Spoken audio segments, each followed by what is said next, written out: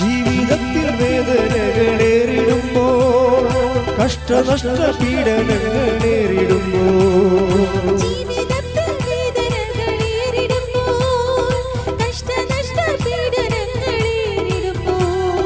പീഡിതർക്കായി രാജ്യം നൽകും സ്വർഗനാഥനെ നന്ദി ചൊല്ലി ആരാധിച്ചിടാം.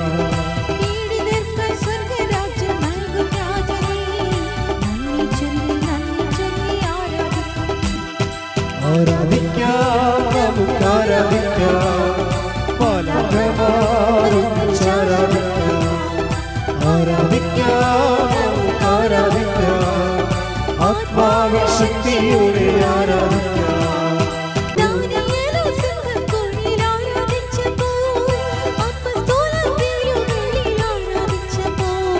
ദൈവജനം രക്തം ചിന്തി ആരാധിച്ചപ്പോ, കഷ്ടതയിൽ ഞങ്ങളങ്ങേ ആരാധിക്കുന്നു.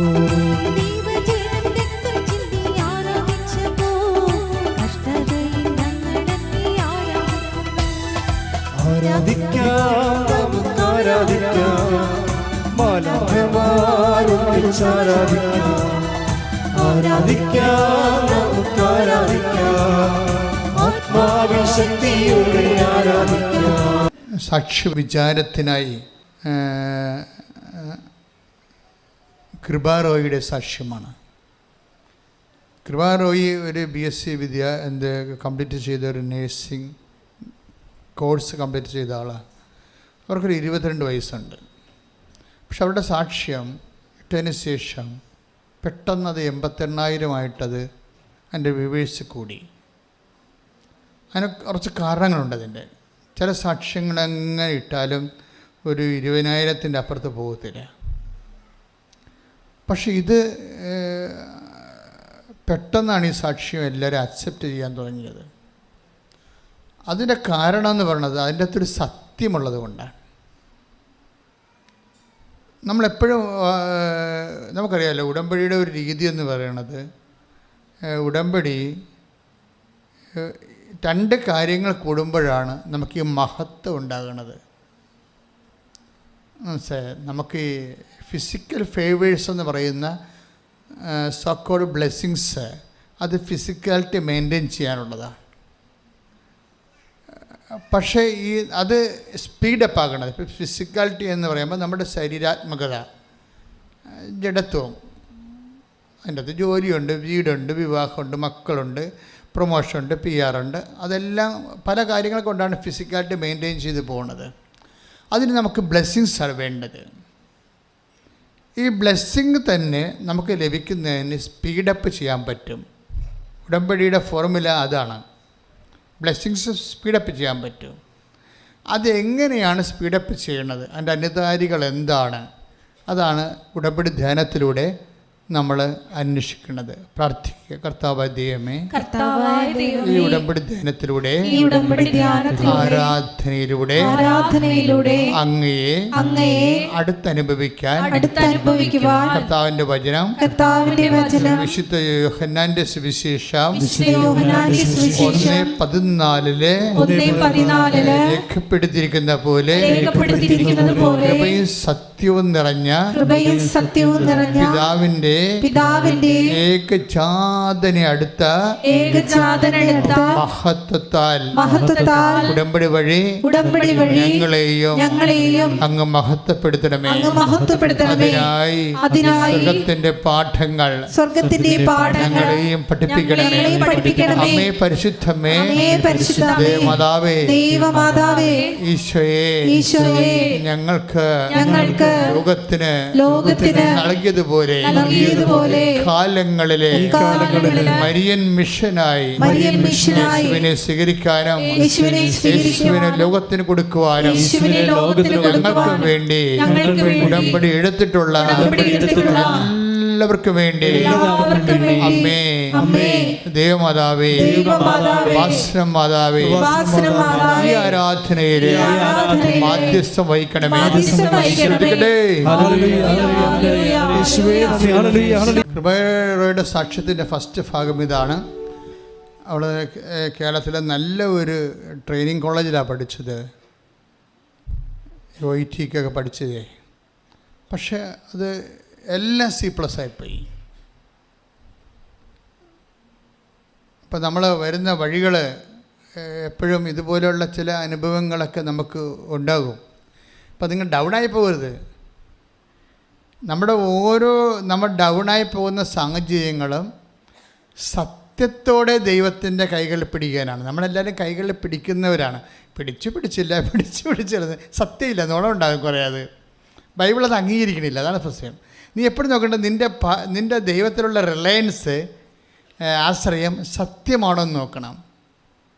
അതെപ്പോഴും ഭയങ്കര കാര്യം. നമ്മൾ ബൈബിളിൽ തന്നെ ഫിഡലിറ്റി എന്നൊക്കെ പറയും.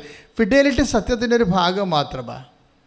നമ്മൾ ബൈബിളിൽ ഉടമ്പടിയിൽ നമ്മൾ എപ്പോഴും ഡീൽ ചെയ്യുന്നത് ഫെയ്ത്ത് അല്ല, ഫിഡലിറ്റിയാണ്.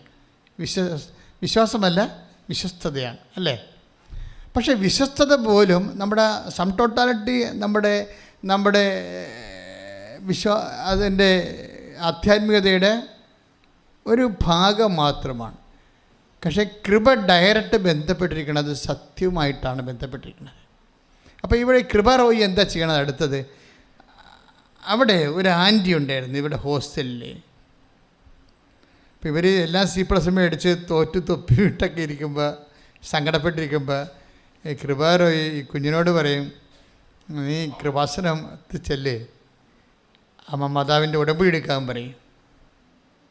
അപ്പോൾ നമുക്കറിയില്ല, ഉടമ്പടി എന്ന് പറയുമ്പോൾ നമ്മൾ സ്വാഭാവികമായിട്ട് ഒരു ബയലാട്രൽ എഗ്രിമെൻറ്റാണ്, അല്ലേ?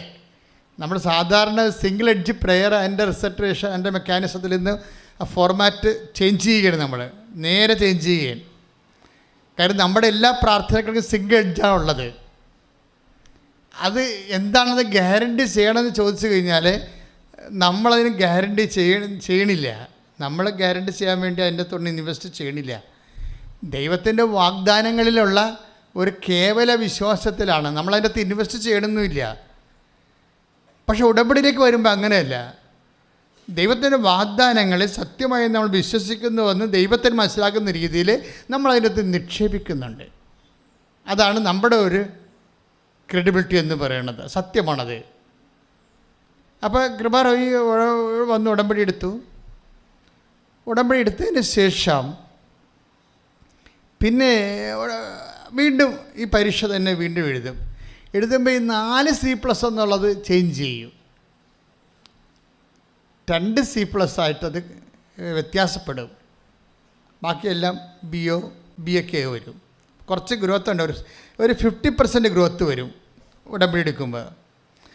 പലർക്കും അങ്ങനെ സംഭവിക്കുന്നുണ്ട്.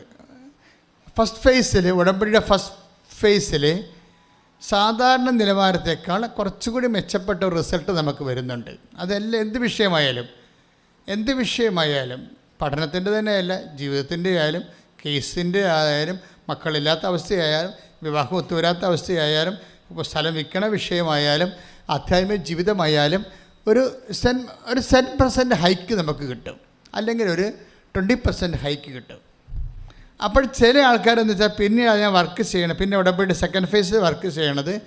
അതുപോലെ ആ എഡ്യൂക്കേഷൻ, പ്രത്യേകിച്ച് ഉടമ്പടിയെക്കുറിച്ച് എഡ്യൂക്കേഷൻ ഇല്ല എന്നുണ്ടെങ്കിൽ അവരാ പഴയതുപോലെ തന്നെ ചെയ്യും. പക്ഷേ കൃപ റോയി ഭയങ്കര ഷ്രൂഡ് ആൻഡ് ഇൻ്റലിജൻറ്റ് സ്റ്റുഡൻറ്റാണ്. അവർക്ക് എന്താ മനസ്സിലാക്കി വെച്ച് കഴിഞ്ഞാൽ എന്തുകൊണ്ടാണ് C+ കുറഞ്ഞു പക്ഷേ എല്ലാം B ആകാഞ്ഞത് എന്താണ്? അപ്പോൾ ഞാൻ ഉടമ്പടി കൃത്യമായിട്ട് ചെയ്യുന്നുണ്ടോ? അപ്പോൾ ഇൻട്രോസ്പെക്ഷനായി. എല്ലാവരും ഉടമ്പടി എപ്പോഴും നമ്മൾക്ക് ഇൻട്രോസ്പെക്ഷൻ നടത്തിക്കൊണ്ടിരിക്കണം. എപ്പോഴും നമുക്ക് ആന്തരിക വിചാരണ, നിരീക്ഷണമല്ല, ആന്തരിക വിചാരണ നടത്തിക്കൊണ്ടിരിക്കണം. ഞാൻ ഉടമ്പടി പക്കയായിട്ടാണോ അത് എക്സിക്യൂട്ട് ചെയ്യണത്? കാര്യം ദൈവത്തിൻ്റെ സ്ഥാനത്തു നിന്നുള്ള പ്രത്യേകത, ദൈവത്തിന് ഒറ്റ വാക്യമുള്ളൂ. അതെപ്പോഴും നമ്മൾ ശ്രദ്ധിക്കണം. ദൈവത്തിന് ഒറ്റ വാക്കായിരിക്കും, അത് സത്യമായ വാക്കായിരിക്കും. ഇപ്പോൾ 22:6 ഇല്ലേ, വെളിപാടിൻ്റെ പുസ്തകത്തിൽ 22:6, write down this word is trustworthy. നിങ്ങൾ എഴുതുക, ഈ വചനം വിശ്വാസയോഗ്യവും. Read it. ശ്രുതികട്ടെ. ഹല്ലേലൂയ. അവൻ എന്നോട് പറഞ്ഞു. ഏറ്റു പറഞ്ഞ അവൻ എന്നോട് പറഞ്ഞു. അവൻ എന്നോട് പറഞ്ഞു. ഈ വചനങ്ങൾ വിശ്വാസയോഗ്യവും സത്യവുമാണ്. അതായത് വചനം എന്ന് പറയാൻ അത് നമുക്കറിയാം വാക്കാണ്. അത് കേവലമായ വാക്കുകളൊന്നും ദൈവം പറഞ്ഞിട്ടില്ല. വാക്കുകളെല്ലാം വാഗ്ദാനങ്ങളാണ്. എല്ലാ വാക്കിൻ്റെ ഉള്ളിലും ദൈവം എന്താ വെച്ചിരിക്കണത്? ദാനം വെച്ചിട്ടുണ്ട്. എല്ലാ വാക്കിൻ്റെ ഉള്ളിലും ദൈവം ദാനം വെച്ചിട്ടുണ്ട്. അതുകൊണ്ടാണ് ബൈബിൾ പറയണത് ഈ ദാനമാണ് നമുക്ക് പ്രയോജനപ്പെടേണ്ടത്. വാക്ക് ഒരു കവറേജാണ്, അതിൻ്റെ ഒരു പൊതിച്ചിലാണ്, ശബ്ദം കൊണ്ട് പൊതിഞ്ഞിരിക്കുന്നത്. ഈ ശബ്ദത്തിൻ്റെ ഉള്ളിൽ ദൈവം നിൻ്റെ ജീവിതത്തിൻ്റെ, അനുദിന ജീവിതത്തിൻ്റെയും വരാൻ പോകുന്ന നിത്യജീവിതത്തിൻ്റെയും സ്വർഗീയ ദാനങ്ങൾ വാക്കിൻ്റെ ഉള്ളിലാണ് വെച്ചിരിക്കുന്നത്. ഇത് സത്യമാണ്. അതുകൊണ്ടാണ് ഈ വാഗ്ദാനം നമ്മളെന്താ ചെയ്യണത്? വാഗ്ദാനം പ്രാപിക്കുകയാണ് ചെയ്യണത്, അല്ലേ? നമ്മൾ പ്രാർത്ഥിക്കത്തില്ലേ? എന്താ പറഞ്ഞത്? ഒന്ന് പ്രാർത്ഥിച്ച്. ഈശോമിശിഹായുടെ വാഗ്ദാനങ്ങൾക്ക് അല്ലേ അല്ലേ സർവേശ്വരന്റെ പരിശുദ്ധ മാതാവേ, ഞങ്ങൾക്ക് വേണ്ടി അപേക്ഷ. കൈയടിച്ച് കർത്താൻ. അപ്പോൾ ഈ വാക്കുകളെല്ലാം വായിക്കുമ്പോൾ ദൈവം ഉദ്ദേശിക്കുന്നത് എന്താണ്? നമ്മൾ ഇതിനകത്തുള്ള ദാനങ്ങൾ പ്രയോജനപ്പെടുത്തണം. മനസ്സിലായില്ലേ? ഇപ്പം ഉടമ്പടിയിൽ അരമണിക്കൂർ വചനം വായിക്കണ്ടേ? അപ്പോൾ എന്തിനാ വചനം വായിക്കണത്? ആ വാക്കിൻ്റെ ഉള്ളിലെല്ലാം ദാനങ്ങളുണ്ട്. അതിലെല്ലാം നമുക്ക് പ്രയോജനപ്പെടുത്തേണ്ടതാണത്. എങ്ങനെയാണ് പ്രയോജനപ്പെടുന്നത്? അത് വിശ്വാസത്തിൻ്റെ അടിസ്ഥാനത്തിലാണ്, അല്ലേ? ഹെബ്രായർ 4:2 എന്താണ് പറഞ്ഞ്? അവർ കേട്ട വചനം അവർക്ക് പ്രയോജനപ്പെട്ടില്ല. എന്തെന്നാൽ അവരതിലെ വിശ്വസിച്ചില്ല. അപ്പോഴേ വചനങ്ങളെല്ലാം പ്രയോജനപ്പെടാനുള്ളതാണ്. പക്ഷെ എപ്പോഴാണ് പ്രയോജനപ്പെടുന്നത്? നമ്മൾ എപ്പോഴാണ് അതിൽ വിശ്വസിക്കുന്നത്. പക്ഷേ വിശ്വസിക്കുമ്പോൾ എപ്പോഴും ഒരു കുഴപ്പമുണ്ട്. എന്താ കാര്യം? ഈ ചുണ്ടുകൊണ്ട് ചൊല്ലിയാൽ വിശ്വാസത്തിൻ്റെ ഫുൾ സ്വിങ് ആയിട്ടുള്ള ആപ്ലിക്കേഷൻസ് വരത്തില്ല. മനസ്സിലായില്ലേ? ഇപ്പം ഹെബ്രായർ 4:2 എന്താ പറയണത്? എന്ന് പറഞ്ഞ് അവർ കേട്ട വചനം അവർക്ക് പ്രയോജനപ്പെട്ടില്ല. കാരണം അവരതില് വിശ്വസിച്ചില്ല. അപ്പം ദൈവം എപ്പോഴും ഈ വിഷയത്തെക്കുറിച്ച് നമ്മളോട് എപ്പോഴും ഒരു ഇൻട്രോഗേറ്റീവ് മോഡിലായിരിക്കും. നീ വിശ്വസിച്ചിട്ടുണ്ടോ? കാര്യം അപ്പം നമ്മുടെ ഭാഗത്തു നിന്നുള്ള ഒരു വിഷയം, ദൈവമേ സത്യമായി ഞാനത് വിശ്വസിക്കുന്നുണ്ട് എന്ന് പറയണം. പക്ഷെ പറഞ്ഞാൽ ദൈവം ഏക്കത്തില്ല. അതാണ് കുഴപ്പം. സത്യമായി ഞാനത് വിശ്വസിക്കുന്നുണ്ട്. ഇപ്പം നമ്മൾ ജ്ഞാനസാനമൊക്കെ സ്വീകരിക്കുന്ന സമയത്ത് ജ്ഞാനസാനത്തിൻ്റെയൊക്കെ ഒരു പ്രത്യേകത, നമ്മൾ വിശ്വാസം ഏറ്റു പറയുന്നു, അല്ലേ? പറയുന്നു. പക്ഷെ പറയുമ്പോഴുണ്ടാകുന്നൊരു പ്രോബ്ലം, അതിൻ്റെ ഒരു പ്രൈമറി ഘട്ടം മാത്രമാണ്. എന്താ കാര്യം? നമ്മൾ ജ്ഞാനസ്ഥാനത്തിലൂടെ വിശ്വാസം ഏറ്റു പറഞ്ഞാലും ദൈവം ഉദ്ദേശിക്കുന്നത് നമ്മളതിനെക്കുറിച്ച് അറിയുമ്പോൾ, മച്ചുവറാകുമ്പോൾ നമ്മളത് പ്രാവർത്തികമാക്കുമെന്നാണ് ദൈവം ഉദ്ദേശിക്കുന്നത്. പ്രാവർത്തികമാക്കിക്കൊള്ളാം എന്ന് നമ്മൾ ജാമ്യത്തിലാണ് നമുക്ക് ജ്ഞാനസ്ഥാനത്തിലൂടെ രക്ഷയുടെ കവാടം തുറന്നു തന്നിരിക്കുന്നത്. മനസ്സിലായ? കാരണം വിശ്വാസത്തിന് പറച്ചിൽ കൊണ്ട്, ഇപ്പം നീ പിശാചിനെ ഉപേക്ഷിക്കുന്നുവോ? ഞാൻ ഉപേക്ഷിക്കുന്നു. അത് പറച്ചിലല്ലേ? നീ കർത്താവ് യേശുക്രിസ്തു വിശ്വസിക്കുന്നുവോ? ഞാൻ വിശ്വസിക്കുന്നു. അത് പറച്ചിലല്ലേ? അത് നീ നിനക്ക് വേണ്ടി നിൻ്റെ മാതാപിതാക്കന്മാർ കുഞ്ഞുനാളിൽ അത് ഏറ്റുപറയുന്നു. പക്ഷേ ദൈവം എന്താണ് ഉദ്ദേശിക്കുന്നത്? ഈ വചനം പ്രയോജനപ്പെടുന്നത് നമ്മളത് ആക്ടിവേറ്റ് ചെയ്യുമ്പോഴാണ്. പറയുന്ന ഓരോ വചനങ്ങളും നടപ്പിലാക്കുമ്പോഴാണ് അത് നമുക്ക് പ്രയോജനപ്പെടുന്നത്. അതിൻ്റെ അകത്ത് പ്രധാനപ്പെട്ട കണ്ടൻറ്റ് പ്രവർത്തിക്കുകയാണ്, പറച്ചിലിനല്ല. ഇവിടെയാണ് ഉടമ്പടി ലിഫ്റ്റ് ചെയ്യാൻ കാരണം. ഉടമ്പടി ഇത്ര പെട്ടെന്ന് 10,000 സാക്ഷ്യം പറഞ്ഞത് എന്തുകൊണ്ടാണ്? 10,000 സാക്ഷ്യങ്ങൾ. ഈ ട്രോള് എന്തുമാത്രം ഉള്ളത്? വല്ലതും നടക്കുമോ? ഒന്നും നടക്കത്തില്ല. കാര്യം ഞാൻ അന്നേ പറഞ്ഞിട്ടുണ്ട്, കാര്യം കൃപാസനത്തിൻ്റെ ആസ്തി എന്ന് പറയുന്നത് ഇതിൻ്റെ ലക്ഷക്കണക്കിന് മനുഷ്യരുടെ ആധ്യാത്മിക അനുഭവമാണ്, അല്ലാതെ ആശയപരമായിട്ടുള്ള ഒരു വിഷയമല്ല.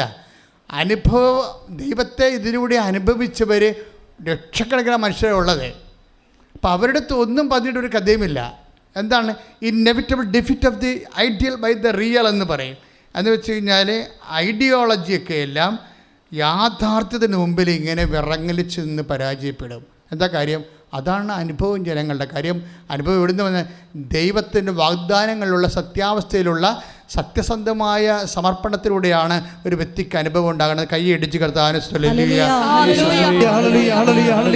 ജ്ഞാനസ്നാനത്തിലൂടെ നീ അറിയാതെയോ മുതിർന്നപ്പോൾ പെസഹ സന്ധ്യയിൽ നീ അറിഞ്ഞോ ദൈവതിരുസന്നിധിയിൽ കൊടുത്ത വാഗ്ദാന നവീകരണങ്ങളുണ്ട്, വ്രതവാഗ്ദാനങ്ങളുണ്ട്, ജ്ഞാനസ്നാന വാഗ്ദാന നവീകരണങ്ങളുണ്ട്.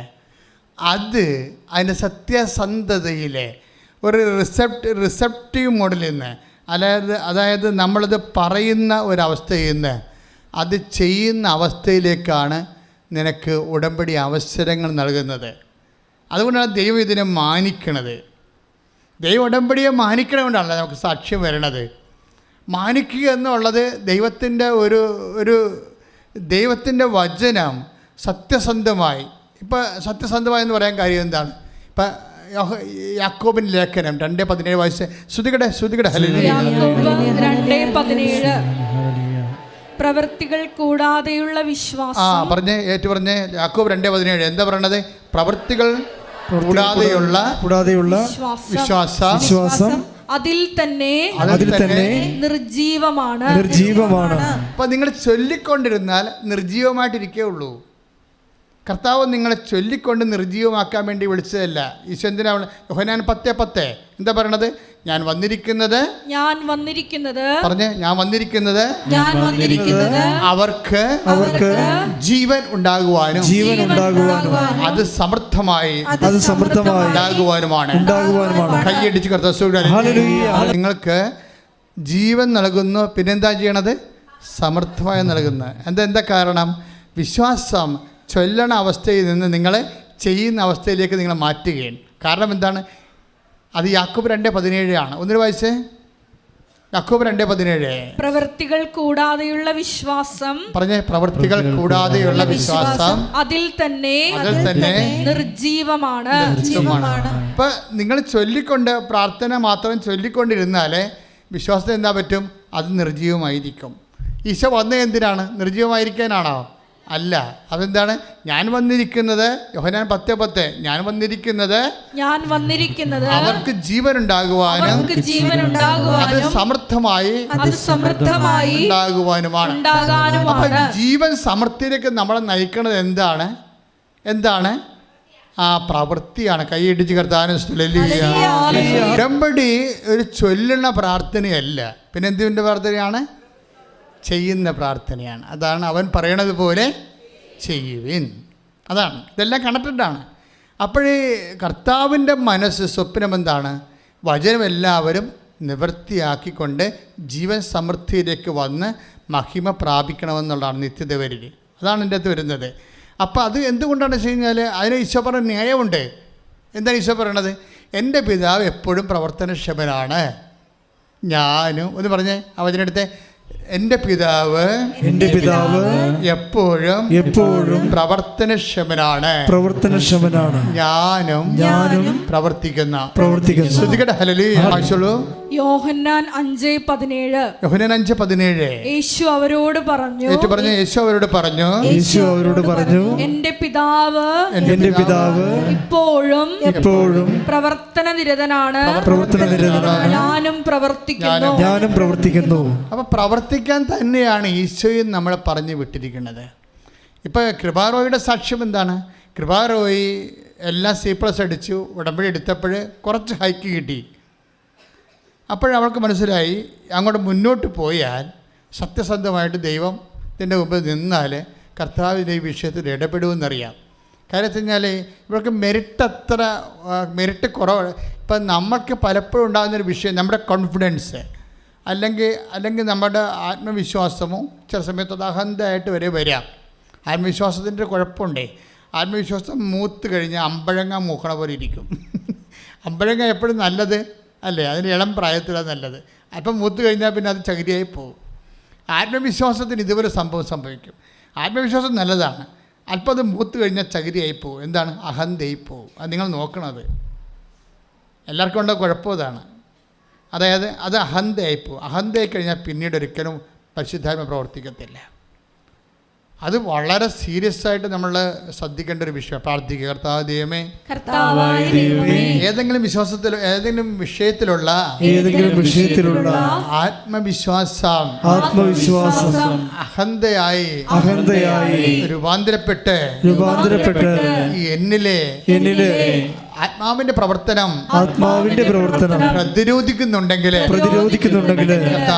കർത്താവേ എന്നെ ഏറ്റെടുക്കണമേ, എന്നെ വിശുദ്ധീകരിക്കണമേ, നവീകരിക്കണമേ. അപ്പോൾ എന്താ വിഷയം? ഉടമ്പടി മുഴുവനും വർക്ക് ചെയ്യണത് 80% കർത്താവിൻ്റെ വാഗ്ദാനം നമ്മൾ പ്രാപിക്കണത് പ്രവൃത്തി കൊണ്ടാണ്. അപ്പോഴേ കൃപാറോയി ഇപ്പോൾ എന്നാ ചെയ്യാൻ പോണത്? റോയി കുറച്ച് ഹൈക്ക് കിട്ടിക്കഴിഞ്ഞപ്പോൾ അവൾ മനസ്സിലാക്കി ഉടമ്പടിയുടെ വഴിയെ സഞ്ചരിച്ചാൽ കർത്താവിൻ്റെ കൃപയിൽ നിറഞ്ഞ് അവൾ ഉദ്ദേശിക്കുന്ന കാര്യങ്ങളിലേക്ക് ദൈവം അവളെ കൈപിടിച്ച് കൊണ്ടുപോകുന്നുള്ള ആന്തരിക ബോധ്യം കിട്ടി. ഈ ആന്തരിക ബോധ്യം നിങ്ങളുടെ ഈ ഉടമ്പടി കാലങ്ങളിൽ നിങ്ങൾക്കുണ്ടാകുന്ന ആന്തരിക ബോധ്യങ്ങൾ എപ്പോഴും നിങ്ങൾ രജിസ്റ്റർ ചെയ്ത് കളയണം, രജിസ്റ്റർ ചെയ്യണം. ഇപ്പോൾ എന്താണ് ഉള്ളിൽ സംഭവിക്കണത്? നെവിൻ ജോസഫ് എന്ന് പറഞ്ഞ ഒരു മനുഷ്യൻ കഴിഞ്ഞ ദിവസം സാക്ഷ്യം പറഞ്ഞു. അയാളൊരു IT സയൻറ്റിസ്റ്റാണ്. അയാളൊരു പരീക്ഷയ്ക്ക് തോറ്റപ്പോൾ അതിൻ്റെ ഫസ്റ്റ് റെസ്പോൺസ് എന്താണെന്ന് അറിയാമോ? പരീക്ഷയ്ക്ക് തോറ്റു അയാൾ. അപ്പം ലൈഫ് പോയി ജോലി പോകുന്ന ഒരവസ്ഥ വരുന്നു. അപ്പോൾ അയാൾ പറയണത് എനിക്കത് ഫീൽ ചെയ്തില്ല എന്നാണ് പറയണത്. അതിന് പകരം എനിക്ക് ഹൃദയത്തിൽ സന്തോഷം തോന്നിയെന്ന്. ദാറ്റ് മീൻസ് ഈ ദൈവത്തിൻ്റെ പ്രവർത്തനങ്ങളിൽ ഇപ്പം ദൈവമല്ല പ്രവർത്തനം, ജഡമാണ് പ്രവർത്തിക്കണമെന്നുണ്ടെങ്കിൽ നിനക്ക് നിരാശ തോന്നും പരാജയം വരുമ്പോൾ. അപ്പോൾ പരാജയം വരുമ്പോൾ നിങ്ങൾ നിരാശയാണ് നിങ്ങൾക്ക് തോന്നുന്നുണ്ടെങ്കിൽ നിങ്ങൾ മനസ്സിലാക്കേണ്ട ഇത്രയേ ഉള്ളൂ, നിങ്ങൾ ജഡത്തിലാണ് ആയിരിക്കണമെന്ന്. ഈ ജഡം എന്ന് വെച്ചാൽ പരിശുദ്ധാത്മ പ്രവർത്തിക്കാൻ പറ്റാത്ത ഒരവസ്ഥയിലാണ്. അതുകൊണ്ടാണ് നമ്മൾ വചനം കേൾക്കുകയും ഉടനെ നവീകരിച്ച് വിശുദ്ധീകരിച്ച് സുവിശേഷ ശുശ്രൂഷയിലേക്ക് നമ്മളെ തന്നെ സമർപ്പിതാക്കുകയും ചെയ്യുന്ന കാര്യം ഈ ജഡത്തിൻ്റെ കത്തിപ്പിടുത്തം ഒന്ന് നിർവീര്യമാക്കാൻ വേണ്ടിയാണ്. അപ്പോഴെന്നാ സംഭവിച്ചത്? ആ പരീക്ഷയ്ക്ക് തോറ്റു. ഇനി രസമുണ്ട്, ഇനി രണ്ടാമത്തെ പരീക്ഷ അയാൾ എഴുതിക്കൊണ്ടിരിക്കുന്ന പരീക്ഷ എന്ന് പറയുമ്പോൾ നമുക്ക് നിസ്സാരമാണ്. കാരണം ശമ്പളം എന്ന് പറഞ്ഞാൽ 2 ലക്ഷം 2.5 ലക്ഷം മറ്റെയാണ്. അത് പോയി കഴിഞ്ഞാൽ ആ കോപ്പറേറ്റീവ് നിന്ന് ഇറങ്ങേണ്ടി വരും, കുഞ്ഞുങ്ങളെ പട്ടിണിയാവും. അതായത് അതിങ്ങനെ ഒരു ഗെയിമാണല്ലോ ഇന്നത്തെ ജീവിതമൊക്കെ മനുഷ്യനെ. അപ്പോൾ നമുക്കൊരു ഓപ്ഷൻ ഇല്ലാത്ത പോക്കാണ്. പക്ഷേ ഈ പരീക്ഷ, രണ്ടാമത്തെ പരീക്ഷ അവസാനത്തെ ഓപ്ഷൻ എഴുതിക്കൊണ്ടിരിക്കുന്ന സമയത്ത് പെട്ടെന്ന് കറണ്ട് പോകും. ഓരോ നിമിത്തങ്ങൾ സംഭവിക്കണ കണ്ടില്ലേ? അപ്പം നിങ്ങളുടനെ വിശ്വ നാശം എന്ന് പറഞ്ഞ് ലോകത്തെയും ഇലക്ട്രിസിറ്റി ഡിപ്പാർട്ട്മെൻറ്റിനെയും പരീക്ഷാ ഹോളിൽ ഇരിക്കുന്ന അവിടെ തന്തക്ക് വിളിച്ച് അവിടെ ഇരുന്ന് ഈ ജഡത്തിലുള്ള ആൾക്കാരുടെ ജഡത്തിൽ അങ്ങനെ ജഡം, ആത്മാവാണ് ജീവൻ നൽകുന്നത്, ജഡം ഫലശൂന്യമാണ്. ആ വചനമെടുത്തേ ശ്രുതികട്ടെ. ഹല്ലേലൂയ ഹല്ലേലൂയ. യോഹന്നാൻ 7-ാം അധ്യായത്തിൽ ആത്മാവാണ് ജീവൻ നൽകുന്നത്. 6:63 പറഞ്ഞോളൂ.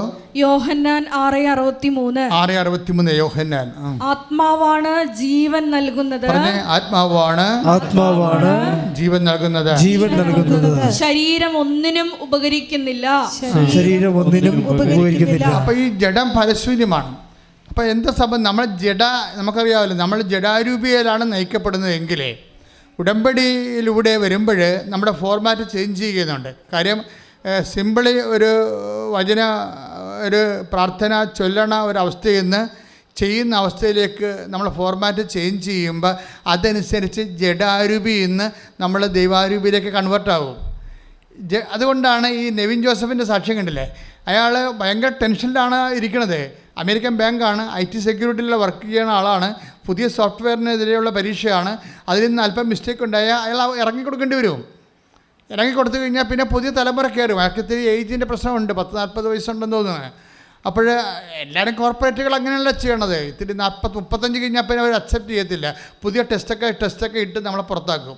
ടെസ്റ്റ് ഇടുന്നതിൻ്റെ ഉദ്ദേശം എന്താണ്? പുറത്താക്കാൻ വേണ്ടിയാണ്, പുതിയ ചെറുപ്പക്കാരെടുക്കാൻ വേണ്ടിയാണ്. അപ്പം അങ്ങനെ അയാളുടെ ലൈഫ് ഒരു ത്രെട്ടണിങ്ങിൻ്റെ സ്റ്റേജിലാണ്. അതിനിടയ്ക്കാണ് രണ്ടാമത്തെ പരീക്ഷയ്ക്ക് കറണ്ട് പോണത്.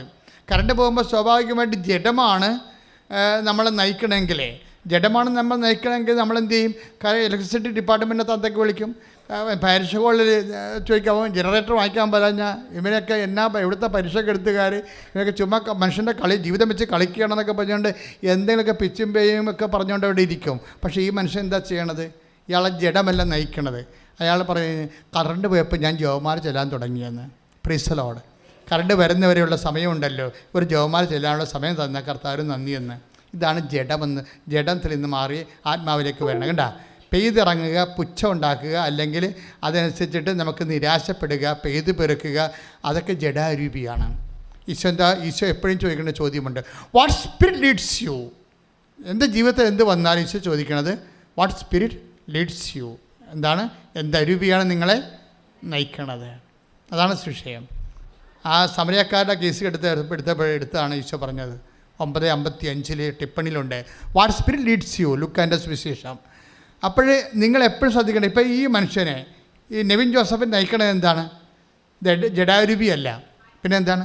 പരിശുദ്ധാരൂപിയാണ്. അതുകൊണ്ടാണ് ഇത്രയും ഒരു വിപത്ത്. നമുക്ക് വീട്ടിലിരിക്കുമ്പോൾ കാറ്റും കൊണ്ടിരിക്കുമ്പോൾ കറണ്ട് പോയാൽ തന്നെ ആൾക്കാർ തന്തയ്ക്ക് വിളിക്കും. അതല്ല പ്രശ്നം. ഇത് പരീക്ഷ ഓപ്ഷൻ ഇല്ലാത്ത ഒരു വിഷയം ഇടപെടുമ്പോഴാണ് കറണ്ട് പോണത്. ഉടനെ ഓട്ടോമാറ്റിക്കായിട്ട് എന്താ ചെയ്യണത്? അവനുടനെ ഡിവൈൻ മെനുവിലേക്ക് ചെല്ലും, കർത്താവിൻ്റെ മേഖലയിലേക്ക്. അതാണ് ഇത് ആത്മാവിൽ നവീകരിക്കപ്പെട്ട ആളുള്ളൊരു ഗുണം. അതാണ് ഉടനെ ഓട്ടോമാറ്റിക്കായിട്ട് ഇൻവെർട്ടർ വർക്ക് ചെയ്യും. ഇൻവെർട്ടർ എന്ന് പറഞ്ഞാൽ എന്താ? അവിടെ അത് ഉടനെ ആ ഒരു സമയം 0 ഹവറാണ്. കർത്താവുമായിട്ട് കണക്ട് ചെയ്യാൻ പരിശുദ്ധാത്മ പറയും, now you pray my son എന്ന് പറയും. കറണ്ട് പോയതാണ് വിഷയം, പക്ഷേ now you pray my son, നീ എൻ്റെ ദൈവപൈതരെ നീ ഇപ്പോൾ പ്രാർത്ഥിക്കുക, നിൻ്റെ പ്രാർത്ഥനയുടെ സമയമാണ്.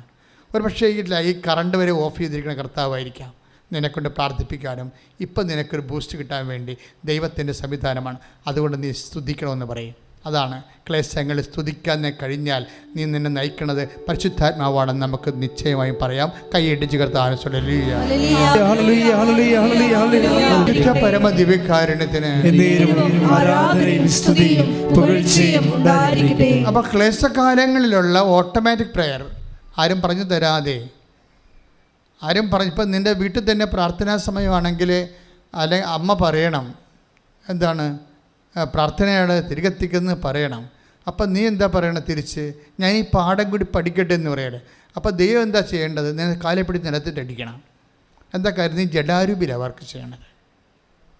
കാര്യം വെച്ച് കഴിഞ്ഞാൽ ഇതിനൊരു അഭിഷേകമാണിത്, ഒരു അഭിഷേകമാണ്. എന്ന് വെച്ച് കഴിഞ്ഞാൽ നീ ജഡാരൂപിയിലാണെങ്കിൽ ഇനി തള്ള ഇപ്പോൾ പ്രാർത്ഥനയ്ക്ക് വിളിക്കുമില്ല, നാശം, എനിക്ക് പഠിക്കാനുള്ള സമയം ഒരു പേജ് കൂടി പഠിച്ചാൽ മതിയായിരുന്നു, ആ സമയം കിട്ടിയിരുന്നില്ല, ഇങ്ങനെ നിരാശപ്പെട്ട് അപ്പോൾ നീ വിചാരിക്കുക you are guided by the worldly spirit. അങ്ങനെ അവിടെ അനുതാപപ്പെടണം. നമ്മൾ എപ്പോഴും സ്മിർനായിലെ സഭയ്ക്ക് എഴുതുമ്പോൾ നീ എവിടെ നിന്നാണ് അധപ്പതിച്ചതെന്ന് നോക്കണം. നീ അനുതാപപ്പെടുക. സ്മിർനായിലെ സഭ വെളിപ്പാടിൻ്റെ പുസ്തകം. സ്തുതിക്കട്ടെ, ഹല്ലേലൂയ, യേശുവേ സ്തോത്രം. വെളിപാട് 3:2. ഉണരുക, നിന്നിൽ ആസന്ന മരണമായി അവശേഷിക്കുന്നതിനെ ഉത്തേജിപ്പിക്കുക. എന്തെന്നാൽ എന്റെ ദൈവത്തിന്റെ മുൻപിൽ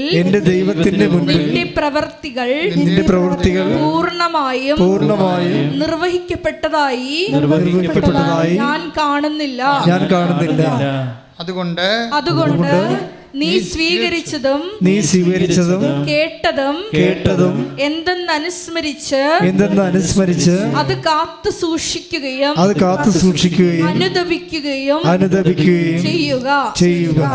എന്തെങ്കിലും തരത്തിലുള്ള അരൂപി ഡൈവേർട്ടായി പോയി ലോകാരൂപിയിലാണ്, എപ്പോഴും മടുപ്പ് തോന്നുന്നുണ്ട്, കർത്താവിൻ്റെ കാര്യങ്ങളോട് മടുപ്പ് തോന്നുന്നുണ്ടെങ്കിൽ you are guided by the world spirit.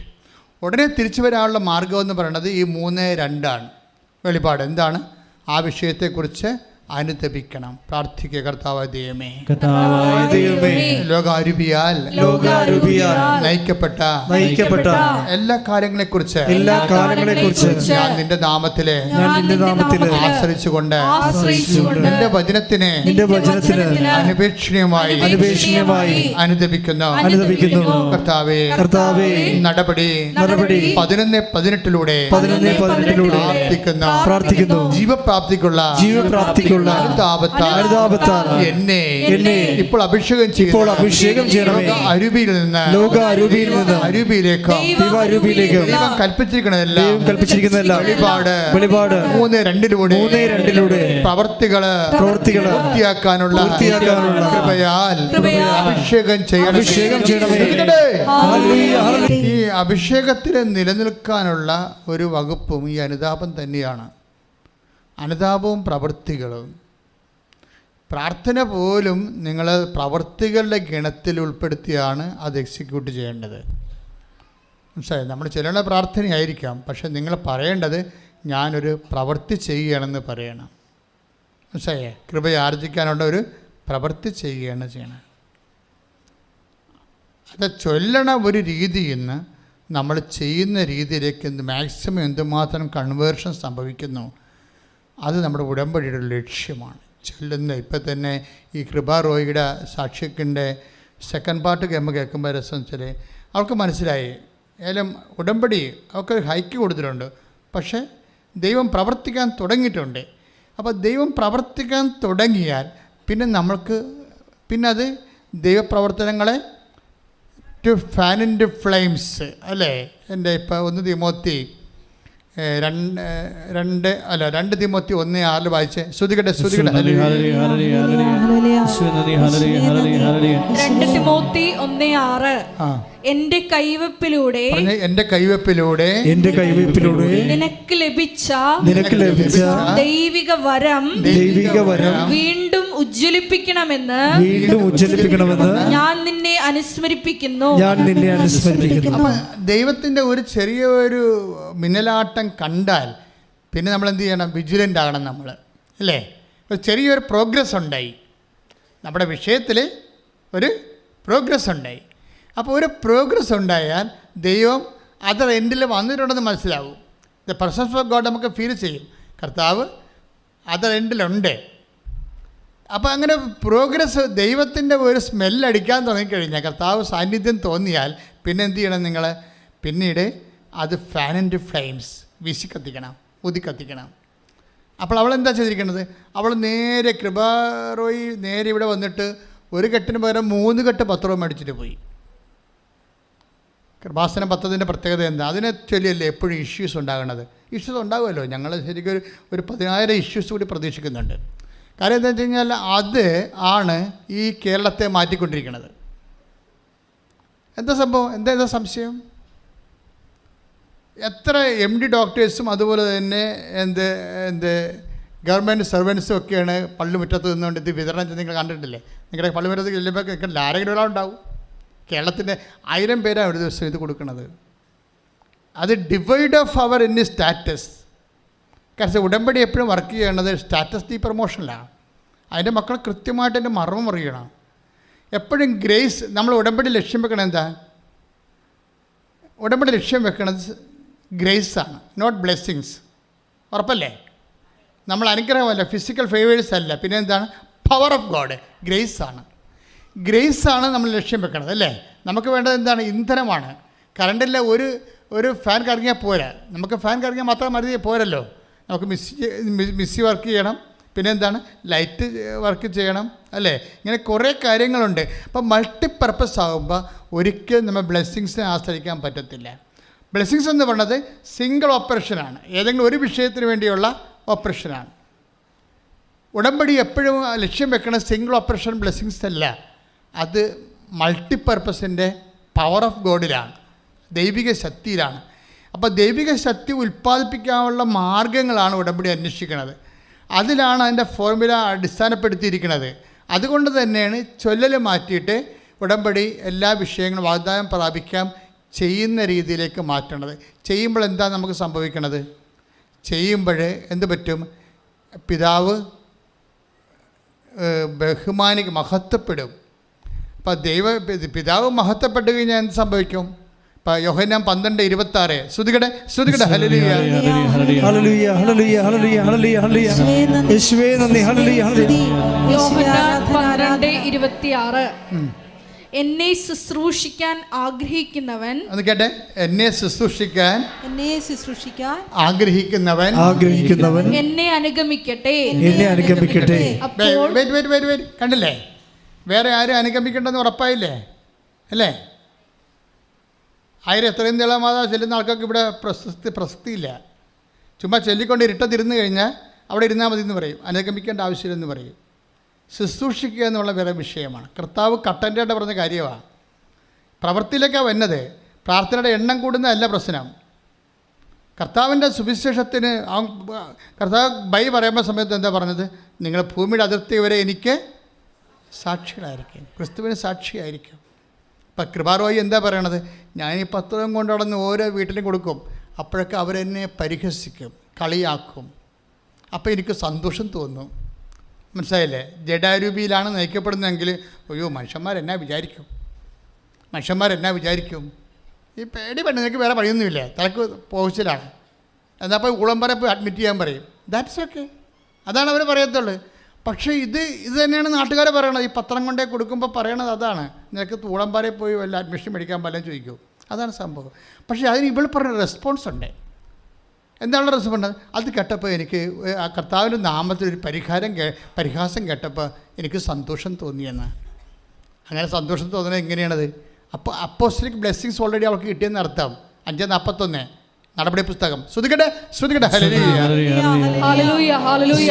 അപ്പോസ്തല പ്രവർത്തനങ്ങൾ 5:41. അവരാകട്ടെ യേശുവിന്റെ നാമത്തെ പ്രതി അപമാനം സഹിക്കാൻ യോഗ്യത ലഭിച്ചതിൽ സന്തോഷിച്ചുകൊണ്ട് സംഘത്തിന്റെ മുമ്പിൽ നിന്ന് പുറത്തുപോയി. വായിച്ചേ 5:41.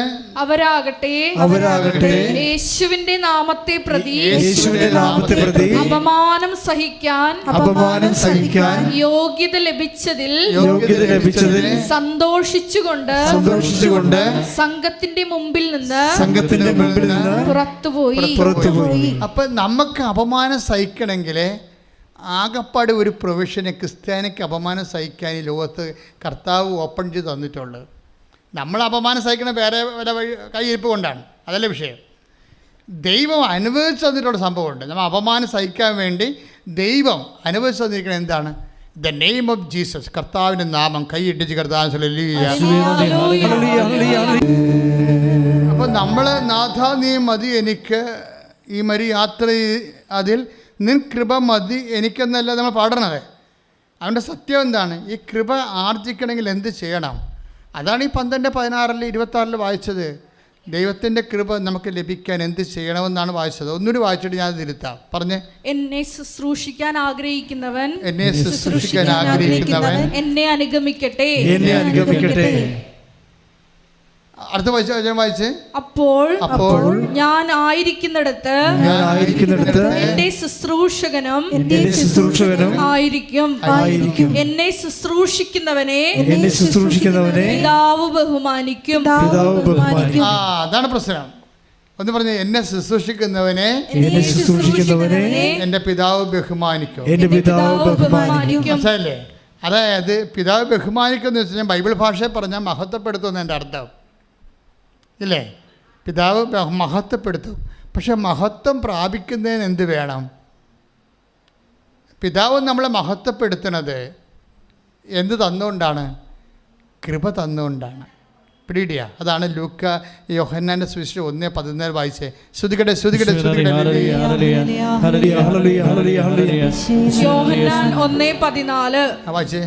വചനം മാംസമായി നമ്മുടെ ഇടയിൽ വസിച്ചു. അവന്റെ മഹത്വം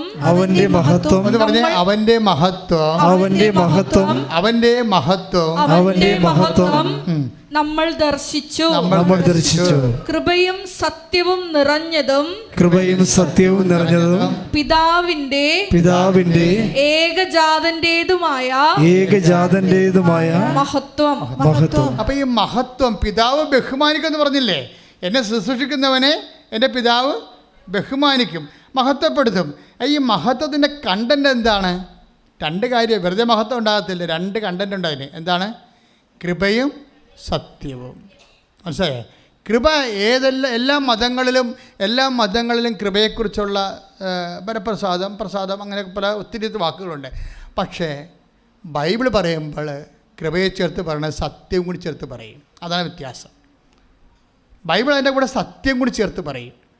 കാര്യം നമുക്ക് ലഭിക്കുന്ന കൃപ അത് സത്യത്തിൽ അടിസ്ഥാനമായിരിക്കണം. കർത്താവിൻ്റെ സത്യമായ വചനം ദൈവത്തോടുള്ള സ്നേഹത്തെ പ്രതി നമ്മൾ നിറവേറ്റി കഴിയുമ്പോൾ നമുക്ക് ലഭിക്കുന്ന ശക്തിയാണ് ദൈവത്തിൻ്റെ കൃപ. കൈയടിച്ച് കർത്താവ് കൃപാറയുടെ സാക്ഷ്യം ആരംഭിക്കുന്നത് എനിക്ക് ഇംഗ്ലീഷ് ലാംഗ്വേജ് അറിയത്തില്ല, ഗ്രാമർ അറിയത്തില്ലെന്ന് പറഞ്ഞാണ്. ഉടമ്പടി ഭാഷയെ പറഞ്ഞാൽ എനിക്ക് മെറിറ്റില്ലെന്നാണ് പറഞ്ഞത്, അല്ലേ? എനിക്ക് മെറിറ്റില്ല, എൻ്റെ ബേസിക് ഇല്ല, ഇംഗ്ലീഷിൻ്റെ ബേസിക് ഇല്ലെന്നാണ്. ഇത് അവസാനിക്കുക എങ്ങനെയാണെന്ന് അറിയാമോ? അതൊക്കെ മുമ്പ് ഈ പത്രം കൊണ്ടുപോകുമ്പോൾ ഈ ആൾക്കാരെ കളിയാക്കുമല്ലോ. അപ്പം അവരൊക്കെ കളിയാക്കുന്നെങ്കിലും ഇവിടെ കൊടുക്കും അത്. പക്ഷെ കൊടുക്കുന്ന സ്ഥലത്തൊക്കെ ഇവിടെ സ്വന്തമായിട്ട് പറയുന്ന സംഭവമുണ്ട്. അതായത് ഞാൻ ആ സാക്ഷ്യം വരുമ്പോൾ എനിക്ക് നിങ്ങൾ കേൾക്കണം കേട്ടോ. എന്തുകൊണ്ടാണ് ഇത്ര ടിക്കറ്റ് ഒരു 24 hours അല്ലെങ്കിൽ 48 മണിക്കൂറിനുള്ളിൽ 88 പേരിലേക്ക് സാക്ഷ്യം ഇങ്ങനെ പറന്നു പോയതിൻ്റെ കാര്യം എന്താ? അതാണ് ഞാൻ അന്വേഷിച്ചത്. അപ്പം അതിൻ്റെ വിഷയം വെച്ചാൽ ഒരു കാര്യം വെച്ച് കഴിഞ്ഞാൽ, ഒന്ന് ഇവളുടെ ഒരു പേഴ്സണൽ കോൺട്രിബ്യൂഷനുണ്ട്. ഉടമ്പടി എപ്പോഴും വർക്ക് ചെയ്യണത് പേഴ്സണൽ കോൺട്രിബ്യൂഷനിലാണ്. നമ്മളെന്ത് ചെയ്യണത്? ഞങ്ങൾ ഇവിടുന്ന് പറയണത് എങ്ങനെ കുറച്ച് ചെയ്യാവുന്നതാണ് നിങ്ങൾ ചിന്തിക്കണത്. മനസ്സിലായില്ലേ? പക്ഷേ ബൈബിളിൻ്റെ ഫോർമാറ്റ് അങ്ങനെ അല്ല. ഞങ്ങളിവിടുന്ന് പറയുന്നു. അപ്പം ഞങ്ങളിവിടുന്ന് പറയുന്നത് രോഗികളെ പോയി കാണണം. കാര്യം കർത്താവ് പറഞ്ഞതാണ്, ഞാൻ രോഗിയായിരുന്നു, നിങ്ങളെന്നെ സന്ദർശിച്ചു. അപ്പോൾ ഇവൾ സർക്കാർ ആശുപത്രിയിൽ പോയി കണ്ടു, അതിൻ്റെ സാക്ഷിയൊക്കെ ഉണ്ട്. അത് എന്നെ സംഭവിച്ചാൽ നമ്മൾ രോഗികളെ പോയി കാണണമെന്നല്ലേ അച്ഛൻ പറഞ്ഞിട്ടുള്ളൂ. എന്നാൽ പിന്നെ ഇളയം ആശുപത്രിയിൽ നിന്ന് വന്നിട്ടുണ്ടല്ലോ, ഇളയമയെ പോയി കണ്ടേക്കാമെന്ന് വിചാരിച്ചു കഴിഞ്ഞാൽ ബൈബിൾ അംഗീകരിക്കത്തില്ല. ഇളയം വേണമെന്നൊക്കെ അംഗീകരിക്കും, പക്ഷെ നീ കാണിച്ചതിൻ്റെ അകത്ത് കൃപ, ഇൻകമില്ല, വരുമാനമില്ല. അതെന്താ കാര്യം വെച്ച് കഴിഞ്ഞാൽ, നിങ്ങൾക്ക് പ്രതിഫലം ആരെങ്കിലും തന്നാൽ ആ പ്രതിഫലം കിട്ടാൻ സാധ്യതയുള്ള ആൾക്കാർക്ക് കൊടുത്താൽ അവിടുന്ന് വരുമാനം ഇല്ലെന്ന് കർത്താവ് പറഞ്ഞിട്ടുണ്ട്. 5:46 മത്തായിയുടെ സുവിശേഷം വായിച്ചേ. ശ്രുതികട ഹല്ലേലൂയ. 5:46 നിങ്ങളെ സ്നേഹിക്കുന്നവരെ നിങ്ങൾ സ്നേഹിച്ചാൽ, നിങ്ങളെ സ്നേഹിക്കുന്നവരെ നിങ്ങൾ സ്നേഹിച്ചാൽ നിങ്ങൾക്ക് എന്ത് പ്രതിഫലമാണ് ലഭിക്കുക? വട്ടപൂജ്യം. മനസ്സിലായില്ലേ? അതാണ് പ്രശ്നം. അതായത് ഇപ്പം നമ്മളൊരാളിന് ഒരു 100 രൂപ കൊടുക്കണം, നാട്ടിലല്ലേ? അകല. എന്നിട്ട് നമ്മൾ ഒരു ഡയലോഗ് ഫിറ്റ് ചെയ്യും. ദൈവവചനം പറയത്തില്ല, നമ്മൾ മാനുഷ്യ വചനം പറയും. അത് അകലത്തെ ബന്ധുവിനേക്കാൾ അടുത്ത കിടക്കുന്ന ശത്രുവാണ് നല്ലത്, അല്ലേ? എന്താണ് പറയണത്? അയൽവാസിക്ക് എന്തെങ്കിലും കൊടുത്തിട്ട് കാശന ഡയലോഗാണ്. എന്താണ്? അകലെ കിടക്കണ കാനഡയിലും അമേരിക്കയിലും കിടക്കണ ബന്ധുവിനേക്കാളും അടുത്ത് കിടക്കുന്ന ശത്രുവാണ് നല്ലത്. ഇത് ദൈവവചനം വല്ലതുമാണോ? നമ്മുടെ കാര്യം കാണാൻ വേണ്ടി നമ്മൾ ഉണ്ടാക്കിയെടുത്തിട്ടുള്ള ചില ഉടായ്പ പരിപാടികളാണത്. ഇതൊന്നും, അതായത് ക്രിസ്ത്യാനി ഇതൊന്നും പറയാൻ ബാധ്യസ്ഥരല്ല. നിങ്ങൾ പരസ്പരം കാണുമ്പോഴേ കർത്താവിൻ്റെ വചനം പറഞ്ഞ് പരസ്പരം അഭിവാദനം ചെയ്യാൻ. Take the word of God. ശ്രുതികട ഹല്ലേലൂയ.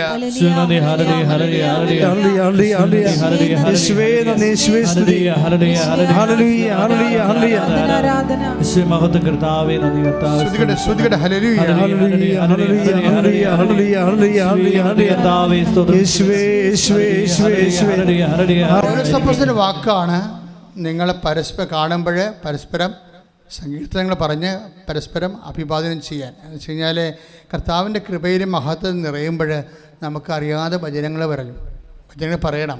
കാര്യം നിങ്ങളോട് ഇപ്പം തന്നെ കർത്താവ് എന്തുമാത്രം വചനങ്ങൾ പറഞ്ഞിട്ടുണ്ട്. പക്ഷേ അതങ്ങനെ വചനത്തോട് ഒരു ആഭിമുഖ്യം കാണുമ്പോൾ വചനത്തിൻ്റെ ഒരു പ്രത്യേകത എന്ന് പറഞ്ഞു കഴിഞ്ഞാൽ, ആദ്യം വചനം ചെയ്യുന്ന സംഭവം നമ്മളെ ക്ലീൻ ചെയ്ത് കളയും.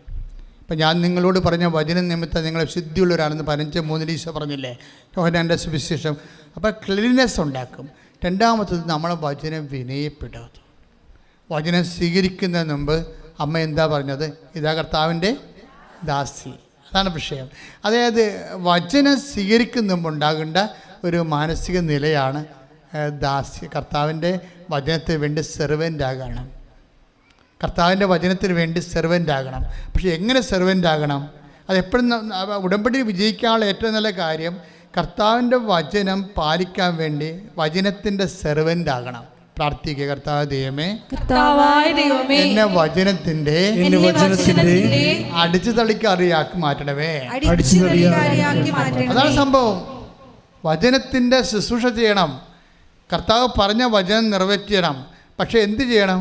നമുക്ക് പറ്റുന്ന ഒരു പാക്കേജ് ഉണ്ടാക്കും. നമുക്ക് കൂടി ഗുണമുണ്ടാകുന്ന രീതിയിലാണ് നമ്മൾ വചനം നിറവേറ്റിയെടുക്കുന്നത്. വചനം നിറവേറ്റും, പക്ഷേ നമ്മളായിരിക്കും അതിനകത്ത് കക്ഷി, കർത്താവായിരിക്കത്തില്ല കക്ഷി. നമ്മൾ എന്തെങ്കിലും ഇപ്പം ഒന്നുമില്ലേ കിടക്കണ്ട, 100 രൂപയിലേ പോയുള്ളൂ, അവനെ കൊണ്ട് വല്ല കറണ്ട് ചാർജ് നിങ്ങൾ അടപ്പിക്കാവില്ല നാളെ. അല്ലെ പള്ളിയിൽ പോകുമ്പോൾ ഒരു കൂട്ടാകുമല്ല. വലിയമ്മമാരൊക്കെ കൊടുക്കണം. അങ്ങനെയാണ് ദാനധർമ്മം ചെയ്യണത്. എന്താണ്? പള്ളിയിൽ പോകുമ്പോൾ ഒരു കൂട്ടാകുമല്ലേ, വിളിച്ചുകൊണ്ട് പോകാമല്ല എന്ന്. അപ്പോൾ ഇങ്ങനെ എന്തെങ്കിലും അജണ്ട, പേഴ്സണൽ അജണ്ട വെച്ച് വചനം നമ്മൾ നിറവേറ്റിയാൽ വർക്കൗട്ട് ചെയ്യത്തില്ല. അതാണ് 5:46 നമ്മൾ വായിച്ചത്. എന്താണ്? നിങ്ങളെ സ്നേഹിക്കുന്നവരെ മാത്രം സ്നേഹിച്ചാൽ നിങ്ങൾക്ക് പ്രതിഫലത്തിന് എന്തവകാശം ഇല്ല. അപ്പം ദൈവത്തിൽ നിന്നല്ല പ്രതിഫലം വേണ്ടത്. അതിന് നിത്യത വരെ അതിൻ്റെ അകത്ത് ഉൾപ്പെട്ട ഒരു വിഷയമാണ്, നിത്യത വരെ. അപ്പോൾ ദൈവത്തിൻ്റെ പ്രതിഫലം എന്ന് വെച്ചാൽ സത്യം പറഞ്ഞാൽ നിത്യസമ്മാനമാണ്. അത് നിത്യസമ്മാനം നമ്മൾ അർഹമാക്കുന്ന ദൈവമഹത്വമാണ്. മഹത്വത്തെ നമ്മൾ അർഹമാക്കുന്നത് ദൈവത്തിൻ്റെ കൃപയാണ്, ദൈവത്തിൻ്റെ കൃപയാണ്. അപ്പോൾ ദൈവത്തിൽ നമുക്ക് ലഭിക്കുന്ന പ്രതിഫലം എന്ന് പറയുന്നത് 5:46 അനുസരിച്ച് ദൈവത്തിൻ്റെ കൃപയാണ്. ആ ദൈവത്തിൻ്റെ കൃപ നമുക്ക് ലഭിക്കേണ്ടത് പ്രവൃത്തിയിലൂടെയാണ്. പ്രവൃത്തി എന്ന് പറയുന്നത് മിനിമം അല്ല. എന്ന് വെച്ചാൽ ഇപ്പം നിങ്ങൾക്ക് തരുന്നൊരു നിർദ്ദേശം തന്നാൽ അതിൻ്റെ പകുതിയല്ലേ, നിങ്ങൾക്ക് എങ്ങനെ കുറച്ച് ചെയ്യാൻ പറ്റുമെന്നല്ലേ നിങ്ങൾ ചിന്തിക്കണത്. ഇപ്പം കൃപാറോയി എന്താ ചെയ്തത്? ഓരോ വീട്ടിൽ കൊണ്ടുപോയി വിശ്വാസ പ്രമാണം ചൊല്ലിയിട്ട് ചെല്ലണമെന്ന് പറയും. ഈ പത്രം കൊടുത്തിട്ട് അവരോട് പറയുന്നതെന്നറിയാമോ? നിങ്ങളിത് വിശ്വാസ പ്രമാണം ചൊല്ലിയിട്ട് വേണം പത്രം വായിക്കാൻ. എന്താ കാര്യം? വചനം പോലെയാണ് അത് പറയണത്. അത് ഞാൻ പറഞ്ഞു കൊടുത്തതാണ്. ഇവിടുന്ന് എൻ്റെ പ്രസംഗത്തിൽ വല്ല കാലത്ത് കിട്ടിയിട്ടുണ്ട് അത്. പക്ഷേ അവൾക്ക് പരിശുദ്ധാത്മാവെന്ന് നിറഞ്ഞിട്ട് അവൾ പറയണതാണ്. ആൾക്കാരോട് പറയും അവൾക്ക് കിട്ടിയിരിക്കുന്നത് എന്താ? പരിഹാസമാണ്. പക്ഷേ അവൾ പറയണത് എന്താണ്? ഈ പത്രം ഇനി വായിക്കുമ്പോൾ നിങ്ങൾ വിശ്വാസ പ്രമാണം ചൊല്ലി വായിക്കണം. അപ്പോൾ അവർ പറയും ഞങ്ങൾക്ക് വിശ്വാസ പ്രമാണം അറിയാൻ പാടില്ലെന്ന് പറയും. നോൺ ക്രിസ്ത്യൻസൊക്കെ പറയത്തില്ലേ, ഞങ്ങൾക്ക് വിശ്വാസ പ്രമാണം അറിയാൻ പാടില്ല. ഉടനെ വിശ്വാസ പ്രമാണം എഴുതി കൊടുക്കും. അതാണ് പരിശുദ്ധ വരെ എന്ന് പറയണത്. വിശ്വാസ പ്രമാണം എഴുതി കൊടുക്കും. അപ്പോൾ ദൈവത്തിന് മനസ്സിലാകും ഇവൾ സീരിയസ് ആണെന്ന്, സത്യമാണെന്ന്. അതാണ് സത്യം എന്ന് പറയണത്. നീ വിശ്വസിക്കുന്ന കാര്യത്തെ നീ അനുവർത്തിക്കുമ്പോൾ അതാണ് സത്യവിശ്വാസം എന്ന് പറയണത്. നമ്മുടേത് വേജവിശ്വാസമാണ് പലരുടേതും. സത്യവിശ്വാസമല്ല, അംഗീകരിക്കത്തില്ല ദൈവം. കാരണം ആ സത്യവിശ്വാസത്തിന് വേണ്ടി നീ ഒന്നും ചെയ്തിട്ടില്ല. അതാണ് സംഭവം. വിശ്വാസം അതിൽ തന്നെ സത്യമാണ്. പക്ഷേ അത് സത്യവിശ്വാസമായി അത് നമുക്ക് അനുഭവവേദ്യമാക്കുന്നത് നമ്മൾ സത്യത്തോടെ അതിൽ ഇടപെടുമ്പോഴാണ്. അതുകൊണ്ടാണ് ഈ മഹത്വത്തിന് 2 ചേരുവകയാണുള്ളത്. എന്താണ്? കൃപയും സത്യവും. യോഹന്നാൻ 1:14 പറയണത് കൃപ മഹത്വത്തിൻ്റെ ചേരുവക എന്താണ്? 2 സംഭവമുണ്ട്. സോഡിയമുണ്ട്, ക്ലോറൈഡും ഉണ്ട്. അല്ലേ? ഉപ്പ് സോഡിയം ഉണ്ട്, ക്ലോറൈഡ് ഉണ്ട്. മഹത്വത്തിന് എന്തൊക്കെയുള്ളത്? കൃപയുമുണ്ട്, സത്യവുമുണ്ട്. നമുക്കുള്ള പ്രശ്നം വെച്ച് കഴിഞ്ഞാൽ ഈ സത്യത്തിൻ്റെ സ്ഥലത്ത് വരുമ്പോൾ നമ്മൾ പമ്മം, സത്യസന്ധമായിട്ടല്ല. അതല്ല ഈശോ പറയണത്. ആരാധന പോലും എന്ത് പറയും? യഥാർത്ഥ ആരാധകർ സത്യത്തിലും ആത്മാവിലുമാണ് ആരാധിക്കുന്നത്.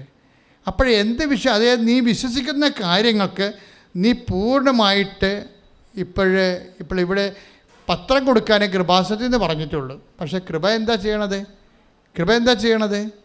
ആ പത്രത്തിന് കൂടെ വിശ്വാസ പ്രമാണം കൂടി ചൊല്ലിയിട്ട് വേണം പത്രം വായിക്കാമെന്ന് പറയും. എന്താണ്? അവർ കർത്താവിൻ്റെ കൃപയിൽ വിശ്വാസത്തിൽ വായിച്ചിട്ട് അഭിഷേകം കിട്ടാൻ വേണ്ടിയാണ്. കാര്യം 100 ഏറ്റവും കുറഞ്ഞ ഒരു 100-120 സാക്ഷ്യമെങ്കിലും കാണും. ഇപ്പം നമ്മൾക്ക് ഉണ്ടാകുന്ന ട്രോളെന്ന് പറയണത് അച്ഛൻ്റെ പ്രഭാഷണത്തിലല്ല ട്രോളല്ല. ട്രോളെന്ന് പറഞ്ഞാൽ ഉണ്ടാകുന്ന ട്രോൾ എന്താണ്?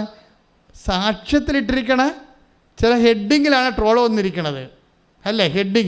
ഹെഡിങ് എന്താ വിഷയം എന്ന് വെച്ചാൽ, ഇപ്പം ഞങ്ങളൊരു ഹെഡിങ് കൊടുക്കാം, നമ്മളിവിടെ തന്നെ കൃപാസനത്തിൻ്റെ ഒരു കുറേ കൃപാസനത്തിനല്ലാത്ത അൺഒഫീഷ്യലായിട്ട് നാട്ടുകാർ നടത്തണ കുറേ ചാനലുണ്ട്. സ്വന്തമായിട്ട് ചാനൽ നടത്തുമല്ലോ ആൾക്കാർ. അവരെന്നാ ചെയ്യുന്നത് വെച്ചാൽ അവർ ഈ സാക്ഷ്യം എടുത്തിട്ട് അവരുടെ ഹെഡിങ് കൊടുക്കും. അപ്പോൾ ആ ഹെഡിങ് പലപ്പോഴും സബ്സ്റ്റാൻഡേർഡായി പോകും.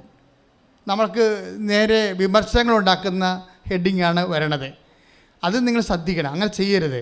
അഥവാ ആരെങ്കിലും സ്വന്തം ചാനൽ ഉണ്ടാക്കിയിട്ടുണ്ടെങ്കിൽ, കൃപാസനത്തിൻ്റെ ഒരു സ്റ്റഫ് എടുക്കുന്നുണ്ടെങ്കിൽ, എൻ്റെ മക്കൾ ചെയ്യേണ്ടത് ആ ഹെഡിങ് തന്നെ കൊടുക്കാവൂ. ഞങ്ങൾ കൊടുക്കണം. അല്ലെങ്കിൽ നിങ്ങൾ മുസ്ലിം മാനസാന്തരപ്പെട്ട് ഹിന്ദു മാനസാന്തരപ്പെട്ടൊക്കെ പറഞ്ഞു കഴിഞ്ഞാൽ അതൊക്കെ ചവർ സാധനങ്ങളാണ്.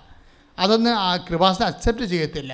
ഇപ്പോൾ തേനിൻ്റെ കേസ് വന്നപ്പോൾ തന്നെ ഞാൻ താഴെ കമൻറ്റ് ചെയ്ത് നോട്ട് പ്രൊസീഡ് എന്ന് പറഞ്ഞ്, ഇങ്ങനെയുള്ള കാര്യങ്ങൾ കൃപാസന ആധ്യാത്മികയുടെ ഭാഗമല്ലെന്ന്. ആ തേനിൻ്റെ ഒരു വിഷയം സോഷ്യൽ മീഡിയ പ്രചരിപ്പിച്ചതിനുമേ അത് ഏത് ചാനലിൽ നിന്നാണ് വന്നെന്ന് നോക്കിയിട്ട് ഞാൻ താഴെ ഉടനെ കമൻറ്റ് ചെയ്തു, this is not the spirituality of Krupasanam. കൃപാസനത്തിൻ്റെ ആധ്യാത്മികത അല്ല ഇത്. ഇങ്ങനെയുള്ള തേനൊഴുകി പാലൊഴുകി അങ്ങനെയൊക്കെ പറയുന്ന ഒരു ആധ്യാത്മികതയല്ല. നമുക്ക് ഹെബ്രായർ 6:1 ആധ്യാത്മികത. അതായത് വിശ്വാസത്തിൻ്റെ ബാല്യപാഠങ്ങൾ പിന്നിട്ട് നമുക്ക് പക്വതയിലേക്ക് വളരാം. നമ്മുടെ ലക്ഷ്യം അനുഗ്രഹമല്ല, കൃപയാണ്. കൃപയെ ആർജിക്കാൻ പറ്റിയ മാർഗങ്ങളാണ് ഉടമ്പടി നമുക്ക് നടപ്പിൽ വരുത്തുന്നത്. പക്ഷേ ഞാനിട്ട കമൻറ്റ് അവർ ഡിലീറ്റ് ചെയ്ത് കളഞ്ഞു. അവരത് തന്നെ പിന്നെയും പ്രചരിപ്പിച്ചുകൊണ്ടിരുന്നത്. ഇപ്പോൾ എന്നാ പറ്റി? അത് വെച്ചാണ് മറ്റുള്ള ആൾക്കാർ കൃപാസനത്തിനെ ആക്രമിക്കുന്നത്. കണ്ടില്ലേ? പിശാച് പ്രവർത്തിക്കുന്ന രീതി കണ്ടില്ലേ? അപ്പോൾ സാത്താന് അവസരം കൊടുക്കരുത്. അത് കർത്താവ് പറഞ്ഞു ശരിയാണ്. നിങ്ങളായിട്ട് അവസരം കൊടുക്കരുത്. 4:27 വായിച്ചേ, ഹെബ്രായ ലേഖനം അല്ല എഫെസ്യൻസ്. ശ്രുതികട്ടെ ശ്രുതികട്ടെ. ഹല്ലേലൂയ ഹല്ലേലൂയ ഹല്ലേലൂയ ഹല്ലേലൂയ ഹല്ലേലൂയ ഹല്ലേലൂയ.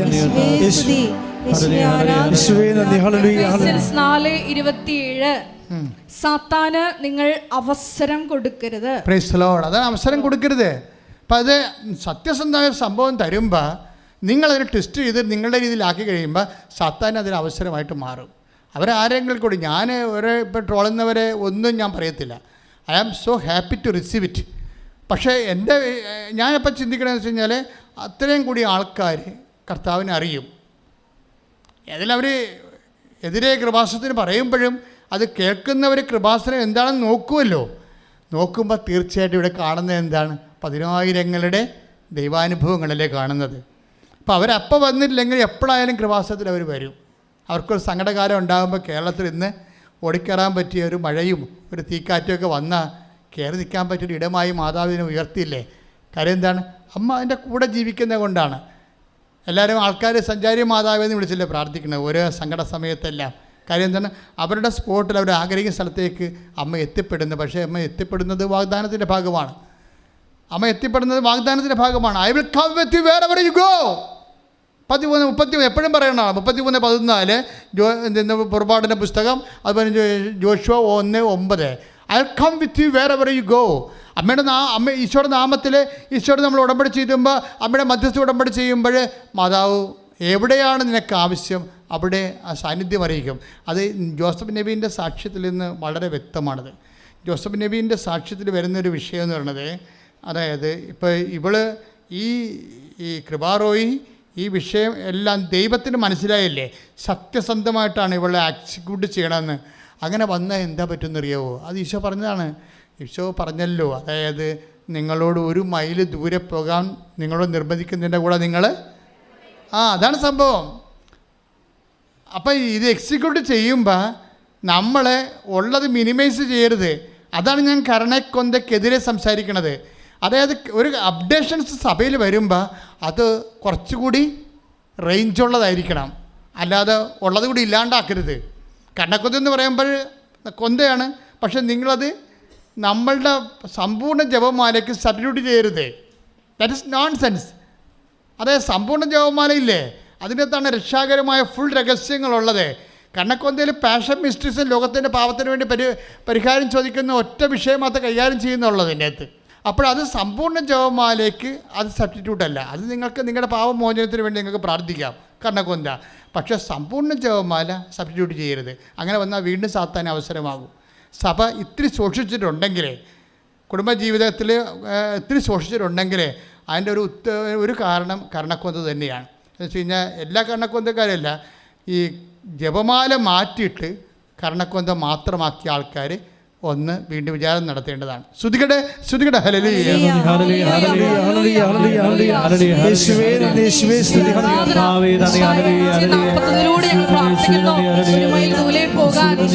ആവശ്യപ്പെടുന്നവരോട് 2 മൈൽ കൂടെ സഞ്ചരിക്കാൻ പറഞ്ഞ ദൈവമേ,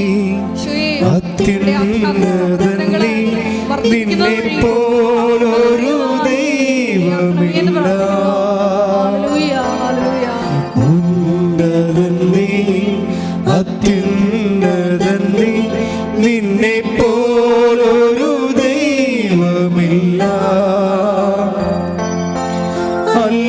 അത്ഭുതവാൻ അതിശയവാൻ നീ മാത്രമേ ദൈവമെന്നും, അത്ഭുതവാൻ അതിശയവാൻ നീ മാത്രമേ ദൈവമെന്നും. പരിശുദ്ധ പരമ ദിവ്യകാരുണ്യത്തിന് ആരാധനയും സ്തുതിയും പുകഴ്ചയും ഉണ്ടായിരിക്കട്ടെ. പരിശുദ്ധ പരമ ദിവ്യകാരുണ്യത്തിന് ആരാധനയും സ്തുതിയും പുകഴ്ചയും ഉണ്ടായിരിക്കട്ടെ. 5:41 ലൂക്ക് മത്തായി ശ്ലീഹാ സുവിശേഷം 5:41. ശ്രുതികടെ ഹല്ലേലൂയ. 1 മൈൽ ദൂരെ പോകാൻ പറഞ്ഞ 1 മൈൽ ദൂരെ പോകാൻ, 1 മൈൽ ദൂരെ പോകാൻ നിന്നെ നിർബന്ധിക്കുന്നവനോട് കൂടെ 2 മൈൽ ദൂരം പോകുക. 2 മൈൽ ദൂരം പോവുക. ഇതാണ് ദൈവത്തിൻ്റെ മനസ്സിലിരിപ്പ്. 1 മൈൽ പോകാൻ നിർബന്ധിക്കുന്നതിൻ്റെ കൂടെ നമ്മൾ പലപ്പോഴും 1/2 മൈലാണ് പോണത്. അതാണ് പ്രശ്നം. ഇപ്പം കൃപാറോയി എന്താ ചെയ്തത്? 10 മാസം കൊടുക്കാൻ പറഞ്ഞിട്ടേ ഉള്ളൂ. അത് 3 കെട്ടാക്കി. പിന്നെന്താണ്? വിശ്വാസപ്രമാണം ചൊല്ലിക്കൊണ്ട് കൊടുക്കാൻ പറഞ്ഞിരിക്കുന്നത്. അത് നമ്മൾ പറഞ്ഞിട്ടില്ല, അത് അവൾ ഉണ്ടാക്കിയതാണ്.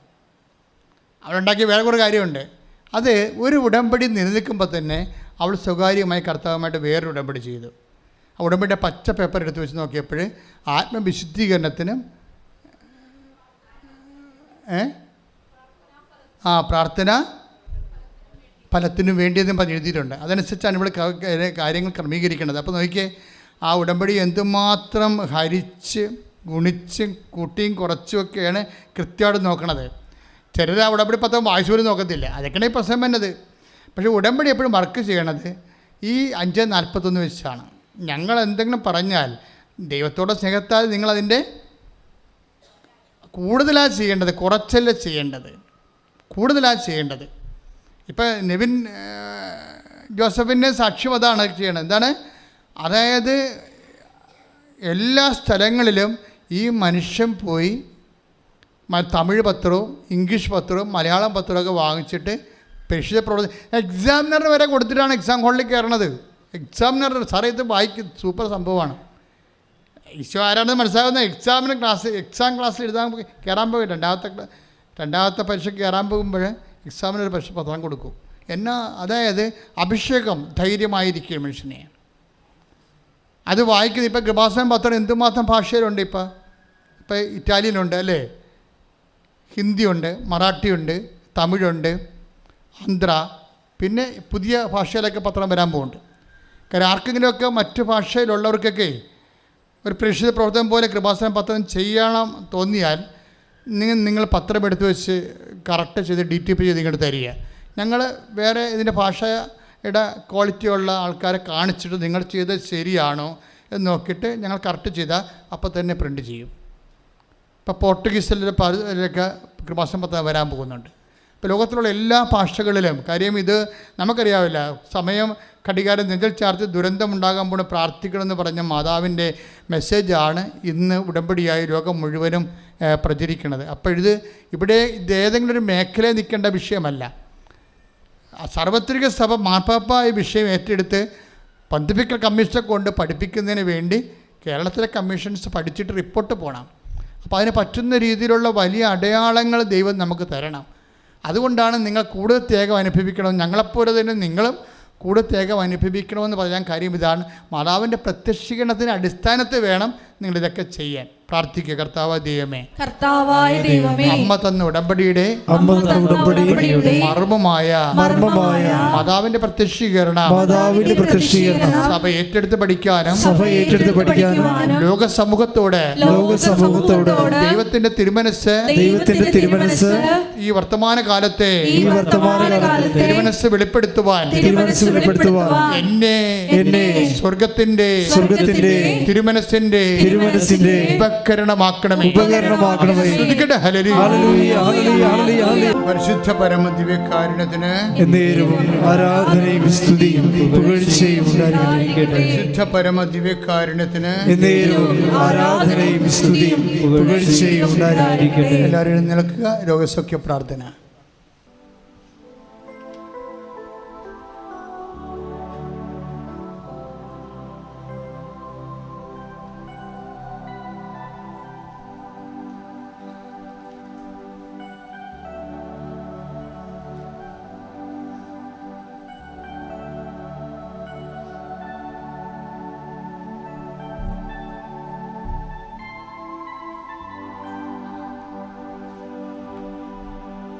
ഈശോയെ വിശ്വാസത്തോടെ നോക്കി ഒരു നിമിഷം നമ്മൾ ഉടമ്പടി ചെയ്തിട്ടുള്ള വിഷയങ്ങളെ ഇപ്പോൾ അനുസ്മരിക്കേണ്ടതാണ്.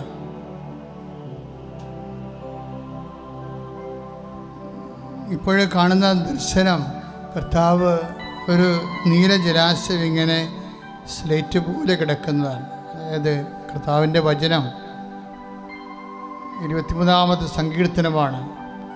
ശാന്തമായ ജലാശയത്തിലേക്ക്, നിശ്ചലമായ ജലാശയത്തിലേക്ക് ഞാൻ നിന്നെ നയിക്കും. അത് വാഗ്ദാനമാണ്. അങ്ങനെ 5582 വാഗ്ദാനങ്ങൾ ദൈവം നൽകിയിട്ടുണ്ട്. അതിലൊന്നാണ് നിശ്ചലമായ ജലാശയത്തിലേക്ക് ഞാൻ നിന്നെ നയിക്കുമെന്നുള്ളത്.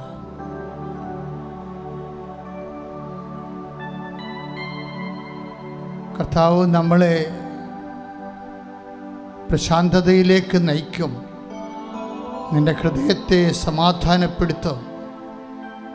അലകടൽ പോലെ വ്യത്യസ്തമായ കാരണങ്ങൾക്ക് വേണ്ടി അലതെല്ലുന്ന അവസ്ഥയിൽ നിന്ന് കർത്താവ് നിന്നെ ആശ്വസിപ്പിക്കുമെന്നാണ് ഈ സന്ദേശത്തിൻ്റെ ദൈവിക മനസ്സ്. കർത്താവേ, ഞങ്ങളെ എക്കാലവും ആശ്വസിപ്പിക്കുന്ന ദൈവമേ, നിന്റെ നാമത്തെ മഹത്വപ്പെടുത്തണമേ എന്ന് പ്രാർത്ഥിക്കുന്നു. കർത്താവെ, സഭയിലുള്ള സാന്നിധ്യം ഇപ്പോഴ് ദിവ്യകൃപാനയിലൂടെ ഞങ്ങൾക്കെല്ലാവർക്കും കൂടുതൽ ജീവിത മണ്ഡലങ്ങളിൽ വ്യക്തമാകാൻ ഇടയാക്കണമേ എന്ന് പ്രാർത്ഥിക്കുന്നു. ഈശോ, നിന്റെ തിരുമുറിവാർന്ന വലത്തുകരം, അണിപ്പഴുതാർന്ന അത്ഭുതകരം ഓരോ മകൻ്റെ മേലും മകളുടെ മേലും സ്നേഹത്തോടെ സൗഖ്യത്തിനായി വയ്ക്കണമേ എന്ന് പ്രാർത്ഥിക്കുന്നു. ശ്രുതികട്ടെ. കർത്താവേ, രോഗികളെ നീ ഏറ്റെടുക്കണമേ. നിന്റെ കൈകളെ വെക്കണമെന്ന് പ്രാർത്ഥിക്കുന്നു. പിതാവിന്റെയും പുത്രന്റെയും പരിശുദ്ധാത്മാവിന്റെയും നാമത്തെ പ്രാർത്ഥിക്കുന്നു. പിതാവേ, അങ്ങേ പുത്രനായ യേശുക്രിസ്തു നാമത്തിൽ അടയാളങ്ങൾ കാണിക്കണമേ. തൊണ്ടയിൽ മുഴയുള്ളവരെ സംബന്ധിച്ച് പ്രാർത്ഥിക്കുന്ന,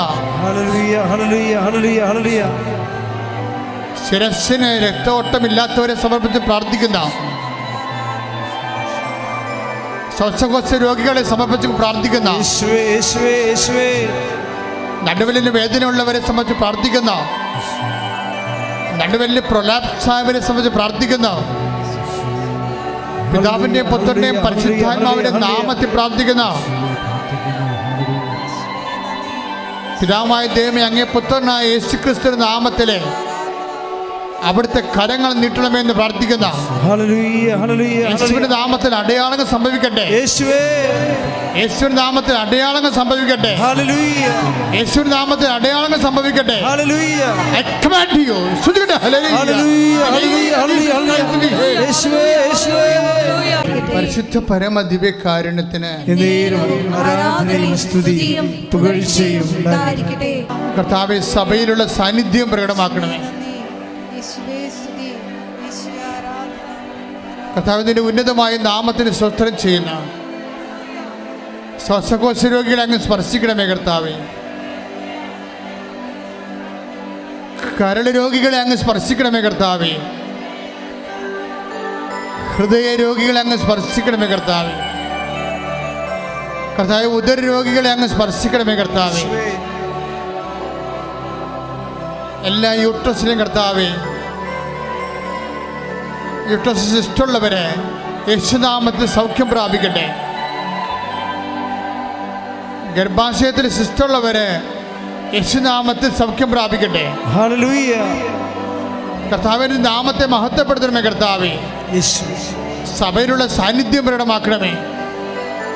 36 കൊല്ലം അർപ്പിച്ച കൃപാനയുടെ യോഗ്യതയാൽ കൃപാസാധാര ജീവനോടെ പ്രത്യക്ഷപ്പെട്ട മാതാവിന്റെ മാധ്യസ്ഥത്തിലെ മാരക രോഗങ്ങൾ യേശുനാമത്തിൽ സൗഖ്യമാകട്ടെ. ഹല്ലേലൂയ ഹല്ലേലൂയ ഹല്ലേലൂയ യേശു ജീവിത മാർഗങ്ങൾക്ക് വേണ്ടി പ്രാർത്ഥിക്കുന്ന സമയമാണ്. പല സാക്ഷ്യങ്ങൾ നിങ്ങൾ കേൾക്കുമ്പോൾ നിങ്ങൾക്ക് മനസ്സിലാകും. ഡിവൈഡ് ഓഫ് എനി ഫിസിക്കൽ സപ്പോർട്ടെന്ന്, ഭൗതികമായ യാതൊരു സാധ്യതയുമില്ലാത്തപ്പോഴും കടങ്ങൾ പരിഹരിക്കുന്ന സാക്ഷ്യങ്ങൾ നിങ്ങൾ വായിക്കുന്നതാണ് യൂട്യൂബിലെ. ജീവിത മണ്ഡലങ്ങളിൽ സമാധാനവും സങ്കടം അനുഭവിക്കുന്നവരുണ്ട്. വിവാഹം ഒത്തുവരാത്തതിൻ്റെ പേരിൽ അവർക്ക് വേണ്ടി പ്രാർത്ഥിക്കുന്ന സമയമാണ്. 10-22 വർഷങ്ങളായിട്ട് മക്കളില്ലാത്തവർ, 20 വർഷമായിട്ട് മക്കളില്ലാത്തവർ, അവരെല്ലാം ഇവിടെ കുഞ്ഞുങ്ങളെയും കൊണ്ടുവന്ന് സാക്ഷ്യം പറയണം നമ്മൾ കണ്ടതാണ്. കല്ലിൽ നിന്ന് എബ്രായ സന്തതി ജനിപ്പിക്കാൻ ദൈവത്തിന് കഴിയുമെങ്കിൽ ആ ദൈവത്തിൻ്റെ കഴിവിലാണ് നമ്മുടെ വിശ്വാസം. മക്കളില്ലാത്തൊരു തങ്ങളുടെ അടിവയറ്റിൽ കൈവച്ച് പ്രാർത്ഥിക്കേണ്ടതാണ്. അത് നിങ്ങളുടെ മക്കൾക്കാണ് മക്കളില്ലെങ്കിലും നിങ്ങൾക്ക് അവർക്ക് വേണ്ടി ഈ സമയത്ത് സ്വന്തം വയറ്റിൽ കൈവച്ചുകൊണ്ട് യേശുനാമത്തിൽ പ്രാർത്ഥിക്കാവുന്നതാണ്. അവരുടെ ഗർഭപാത്രത്തെ ഈശോയ്ക്ക് സമർപ്പിച്ചുകൊണ്ട്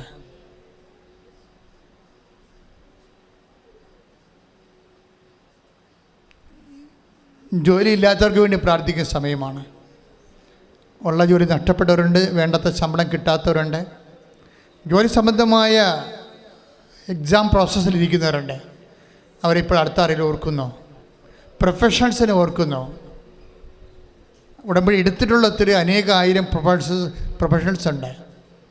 ഉടമ്പടിയിൽ ഇരിക്കുന്നവർ, ഇൻ്റർവ്യൂ അറ്റൻഡ് ചെയ്തവർ, പരീക്ഷ കഴിഞ്ഞവർ, റിസൾട്ട് പ്രതീക്ഷിക്കുന്നവർ, റീ എക്സാമിന് കൊടുത്തിട്ടുള്ളവർ, റീവാലുവേഷന് കൊടുത്തിട്ടുള്ളവർ, അവരെല്ലാം ഓർത്ത് പ്രാർത്ഥിക്കുന്ന, കേസിൽ അകപ്പെട്ടു പോയവർ,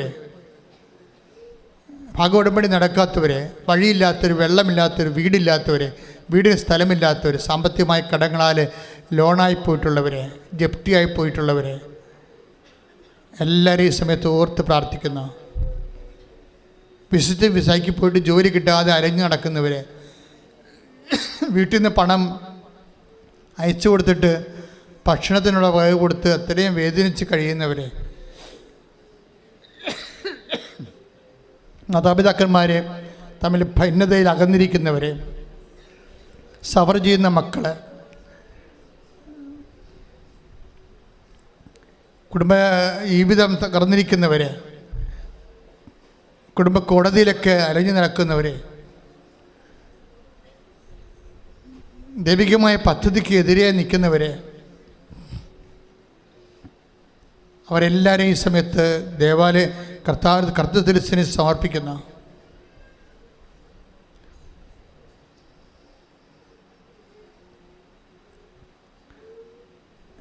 ജീവിത മാർഗങ്ങൾ മുട്ടിപ്പോയവരെ, കുഞ്ഞുങ്ങളെ പഠിപ്പിക്കാനും കുഞ്ഞുങ്ങളെ ജീവിത മണ്ഡലങ്ങളിലേക്കും ജീവിത വിളികളിലേക്ക് പറഞ്ഞയക്കാൻ മാർഗമില്ലാതെ വിഷമിക്കുന്നവരെ, ഒരു ബന്ധുവിനെ പോലും സ്വന്തം വീട്ടിലോട്ട് വിളിക്കാൻ പറ്റാതെ അത്രയ്ക്ക് അരാജകത്വത്തിൽ വിഷമിക്കുന്നവരെ, തെറ്റായ പ്രണയബന്ധങ്ങൾ കുടുങ്ങിപ്പോയ മക്കളെ അവിടെ വിടുതലിന് വേണ്ടി പ്രാർത്ഥിക്കുന്ന മക്കളെ സുഖപ്പെടുത്തി മാതാപിതാക്കന്മാർക്ക് ഏൽപ്പിച്ചു കൊടുക്കേണ്ടത് കർത്താവിൻ്റെ പ്രവർത്തനത്തിൻ്റെ ഒരു ഭാഗമാണ്. നിങ്ങൾ നഷ്ടപ്പെട്ട മക്കളെ, തെറ്റായ പ്രണയങ്ങളിൽ കുടുങ്ങിപ്പോയ മക്കളെ, മയക്കുമരുന്നിൽ കുടുങ്ങിപ്പോയ മക്കളെ കർത്താവ് വിടുവിച്ച് നിങ്ങൾക്ക് തിരിച്ചേൽപ്പിക്കാൻ പോകുന്ന സമയമാണ്. ശ്രുതികട്ടെ ഹല്ലേലൂയ.